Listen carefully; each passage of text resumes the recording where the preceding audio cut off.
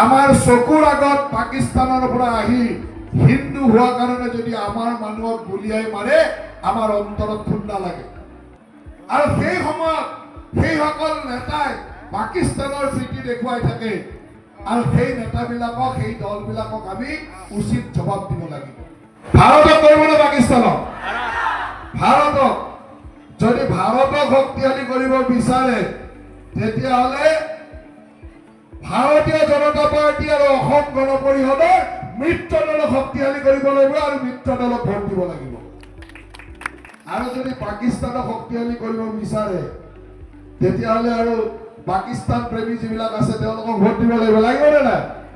কোনোবা ইয়াত পাকিস্তানক শক্তিশালী কৰিব বিচৰা মানুহ আছে নেকি ভাৰতক আৰু পাকিস্তানক শক্তিশালী কৰিব নিবিচাৰে হয় না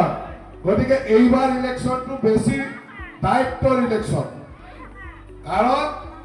আমাৰ এতিয়া এনেকুৱা দলৰ বিশেষকৈ কংগ্ৰেছ দলৰ এনেকুৱা নেতা ওলাইছে আৰু তেওঁলোকৰ লগত যিবিলাক দল থাকে AUDF AJP বা অন্যান্য যিবিলাক দল থাকে এই দলবিলাক এনেকুৱা নেতাৰ নেতৃত্বত থাকে যিবিলাক নেতাই আকৌ খবৰ নিদিয়াকৈ পাকিস্তানলৈকে 10-15 দিনৰ কাৰণে গুচি যায় পাকিস্তানত গৈ কাক লগ কৰে কোন মৌলবীৰ লগত কথা পাতে ক'ত সময় কটায় 15 দিন 20 দিন গৈ পাকিস্তানত থাকি আহে আৰু অসমৰ ৰাইজে সুধিলে পাক মাৰি গুচি যায় কোনো উত্তৰ নিদিয়ে এই হল আজিৰ কংগ্ৰেছ দলৰ নেতাসকলৰ চৰিত্ৰ কংগ্ৰেছ দলৰ সাংসদ বাপেক মুখ্যমন্ত্ৰী আছিল 3বাৰ গৈ মুখ্যমন্ত্ৰী অসমৰ আটাইতকৈ দীঘলীয়া দিনৰ মুখ্যমন্ত্ৰী তেখেতৰ লৰা তাৰমানে তৰুণ গগৈদেৱৰ নাতি লৰা আজি ভাৰতীয় হয় নে নহয় তাৰ উত্তৰ তেওঁ ৰাইজক নিদিয়ে যে ভাৰতীয় নে ব্ৰিটিছ নাগৰিক সুধিলে বেয়া পায় তেওঁৰ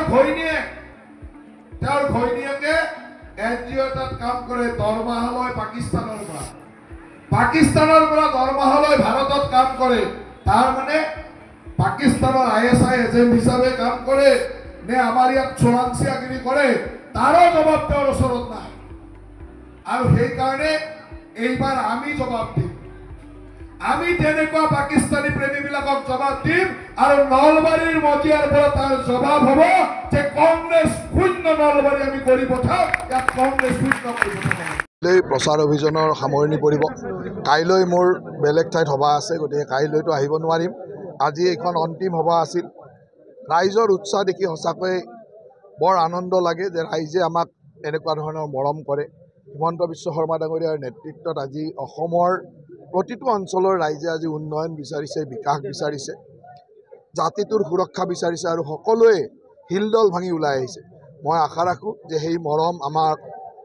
ভোটৰ বাকচতো ওলাব আৰু আমাৰ 100% আমাৰ দলীয় প্ৰাৰ্থীসকল বিজয়ী হ'ব এই গোটেই ইলেকশ্যনটোত মই 3 দিন মোৰ সমষ্টিত আছোঁ আৰু এই 3 দিনতে মই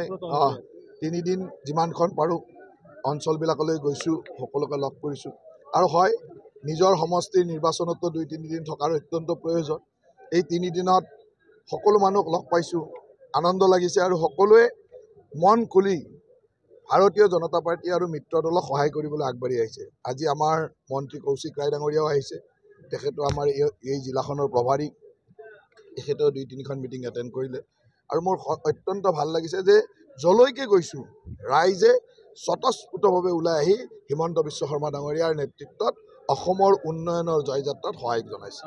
গৌৰৱ গগৈ অহাৰ দিনাখন নলবাৰীবাসীয়ে কিছু ক্ষোভ দেখুৱাইছে আৰু স্বাভাৱিক নলবাৰীবাসী হ'ল অত্যন্ত ৰাষ্ট্ৰীয়তাবাদী আৰু জাতীয়তাবাদী মানুহ ৰাষ্ট্ৰখনক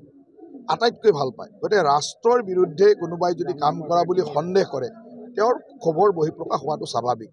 এনেকুৱা সময়ত মই ভাবোঁ যে যেতিয়ালৈকে তেওঁ ৰাইজক ক্লিয়াৰ কৰি নিদিয়ে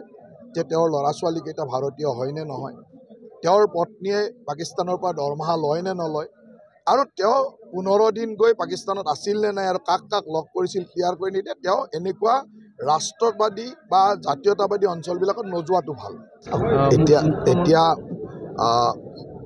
মানে আমাৰ আপুনি যিসকলৰ নাম লৈছে, ৰিপুণ বৰাই হওক, ভূপেন বৰাই হওক, গৌৰৱ গগৈ হওক, এতিয়া হতাশাত ভুগিছে। আৰু হতাশাত ভুগিলে বিভিন্ন মন্তব্য দিয়ে। চৰকাৰটো আমাৰ হ'ব, গতিকে আমাৰ চৰকাৰত আহি যদি তেওঁ ৰঙালাইত ল'ব বিচাৰিছে সেইটো বেলেগ কথা। ভাৰতীয় জনতা পাৰ্টি অসম প্ৰদেশৰ পৰা মোক নলবাৰী আৰু বজালী দুটা জিলা দায়িত্ব দিছিলে, কিন্তু বৰাক উপত্যকাত নিৰ্বাচনৰ দায়িত্ব থকাত আমি আহিব পৰা নাই। যোৱাকালি আমি আহিছোঁ আৰু ইয়াত ৰাইজৰ আজি বজালীতো মই গৈছোঁ, নলবাৰীতো আজি দুখন সভা বাইক ৰেলীতে আছিলোঁ। ৰাজ্যত যেনেকৈ উৎসাহ ভাৰতীয় জনতা পাৰ্টিৰ প্ৰতি, মাননীয় মুখ্যমন্ত্ৰী ডক্টৰ হিমন্ত বিশ্ব শৰ্মা ডাঙৰীয়াৰ প্ৰতি, কংগ্ৰেছ মুক্ত পঞ্চায়ত এবাৰ গঠন হ'ব আৰু ৰাইজ পঞ্চায়ত টু পাৰ্লিয়ামেণ্ট ভাৰতীয় জনতা পাৰ্টিক দায়িত্ব দিবৰ কাৰণে আগুৱাই আহিছে। আৰু এইটোৰ প্ৰতিফলন 7 তাৰিখে দ্বিতীয় পৰ্যায়ত নিৰ্বাচনতো হ'ব আৰু 11 তাৰিখে যে